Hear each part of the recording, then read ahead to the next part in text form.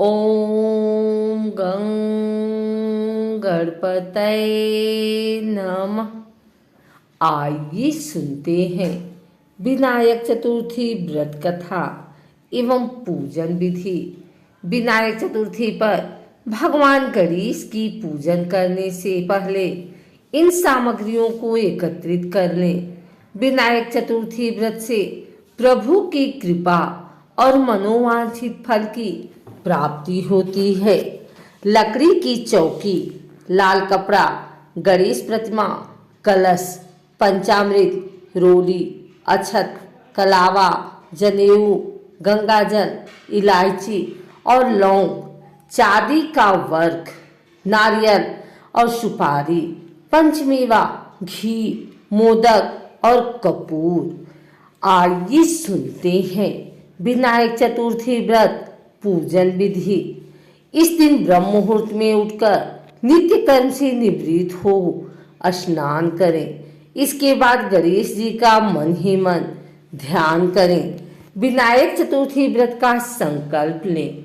इसके बाद मंदिर के स्थान को साफ करें और भगवान गणेश की मूर्ति स्थापित करें। गणेश जी की पूजा व स्थापना करते समय मुंह पूरब या उत्तर दिशा की तरफ होना चाहिए। अब दीपक जलाएं और भगवान गणेश को सिंदूर से तिलक करें। भगवान श्री गणेश को तुलसी नहीं चढ़ाना चाहिए। उन्हें शुद्ध स्थान से चुनी हुई दुर्वा को देकर चढ़ाना चाहिए। पूजा में भगवान गणेश को पंचामृत, चंदन का लेप, लाल अधूल या कोई अन्य फूल, दुर्वा, घास, कुमकुम, अगरबत्ती और धूप आदि का भोग लगाया जाता है। भगवान गणेश को ओम गं गणपतये नमः मंत्र बोलते हुए 21 दुर्वादल अर्पित करें। बहुत से लोग इस दिन व्रत रखते हैं और पूरी विधि विधान से गणेश जी की पूजा करते हैं। भगवान गणेश जी का व्रत रखते हुए पूरी विधि पूर्वक पूजन करें और आरती करें। विनायक चतुर्थी के दिन मोदक या लड्डू का भोग जरूर लगाएं। पूजा के बाद संकटनाशक गणेश स्तोत्र, गणेश चालीसा, गणेश पुराण आदि का पाठ करें। विनायक चतुर्थी व्रत व पूजा के समय किसी प्रकार का क्रोध और गुस्सा नहीं करना चाहिए। यह हानिप्रद सिद्ध हो सकता है।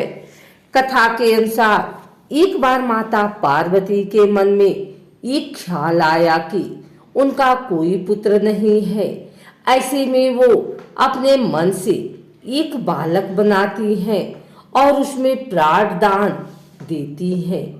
फिर उस बालक को आदेश देकर कि चाहे कुछ भी हो जाए, कटा में कोई प्रवेश न कर पाए। यह कहकर माता कंदरा में स्थित कुंड में स्नान करने चली जाती हैं। वह बालक अपनी मां के आदेश का पूरा पालन करता है और कंदरा के द्वार पर पहरा देने लगता है। कुछ समय बीत जाने के बाद मां पार्वती से मिलने भगवान शिव वहां पहुंच जाते हैं। जैसे ही शिव कंदरा के अंदर जाने लगते हैं तो बालक उनको रोक देते हैं।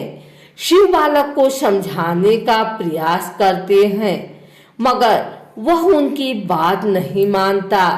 इस प्रकार भगवान क्रोधित हो गए और त्रिशूल से बालक का शीश धड़ से अलग कर देते हैं। जब मां पार्वती को इस बात का पता चला तो वह बहुत क्रोधित हुई। उन्होंने देखा कि उनका पुत्र धरती पर प्राण विहीन पड़ा है। उसका शीश उसके धड़ से अलग कटा हुआ है। मां पार्वती का क्रोध देख सभी देवी देवता भयभीत हो गए। शिव अपने सभी गणों को आदेश देते हैं कि एक ऐसे बालक का सिर लाकर आओ जिसकी माता की पीठ उसकी बालक की ओर हो। शिवगण ऐसे बालक की तलाश में निकल पड़े और एक हथनी के बालक का शीश लेकर आते हैं। शिवगज के शीश को बालक के धड़ से जोड़कर उसे जीवित कर देते हैं। यह देख माँ पार्वती कहती हैं कि यह शीश तो गज का है, हर कोई मेरे पुत्र का उपहास करेगा। तब शिव बालक को वरदान देते कि गणपति प्रथम पूज्य होंगे, बिना इनके कोई भी मांगलिक कार्य पूर्ण नहीं होगा। धार्मिक मान्यता के अनुसार विनायक चतुर्थी का विशेष महत्व है। भगवान गणेश को ज्ञान, बुद्धि, समृद्धि और सौभाग्य के देवता के रूप में पूजा जाता है और किसी भी शुभ काम की शुरुआत प्रथम पूज्य विघ्नहर्ता गणेश जी की पूजन से ही होती है। चतुर्थी तिथि भगवान गणेश को अत्यंत प्रिय है। इस दिन भगवान गणेश सभी भक्तों की मनोकामना पूर्ण करते हैं और उन्हें ज्ञान और धैर्य का आशीर्वाद देते हैं। विनायक चतुर्थी का व्रत वे लोग रखते हैं जो रिद्धि सिद्धि यानी धन विद्या, निपुणता आदि की अभिलाषा रखते हैं, जबकि संकष्टी चतुर्थी व्रत जीवन के सभी बाधाओं को समाप्त करने का उद्देश्य से किया जाता है। इस दिन भगवान गणेश की पूजा करने से सभी समस्याएं दूर हो जाती हैं। चतुर्थी तिथि को भगवान गणेश की पूजा करने से कार्यों में किसी भी तरह की कोई रुकावट नहीं आती है। इसलिए गणपति महाराज को विघ्नहर्ता के नाम से भी जाना जाता है। विनायक चतुर्थी के दिन चंद्र दर्शन का भी विशेष महत्व होता है। मान्यता है कि सूर्योदय के शुरू होने वाला विनायक चतुर्थी का व्रत चंद्र दर्शन के बाद हो सकता है। इसलिए विनायक चतुर्थी के दिन चंद्र दर्शन जरूरी होता है।